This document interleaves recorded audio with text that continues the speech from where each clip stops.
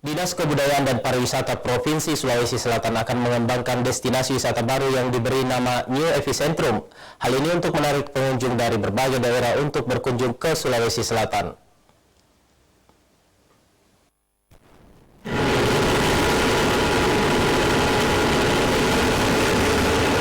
Meski masih dalam situasi pandemi COVID-19, Dinas Kebudayaan dan Kepariwisataan Provinsi Sulawesi Selatan terus melakukan inovasi di sektor kepariwisataan.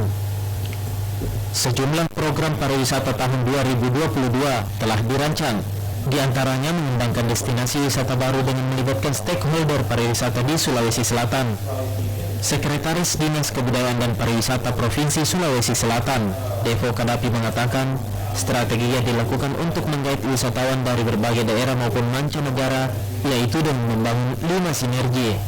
Di antaranya, pengembangan promosi pariwisata berbasis digital, pengembangan destinasi berbasis desa wisata, pengembangan untuk New Epicentrum, pengembangan untuk pembangunan epicentrum ekonomi kreatif di Sulawesi Selatan, serta pengembangan pelestarian dan kebudayaan melalui event-event kekinian dan berkelanjutan.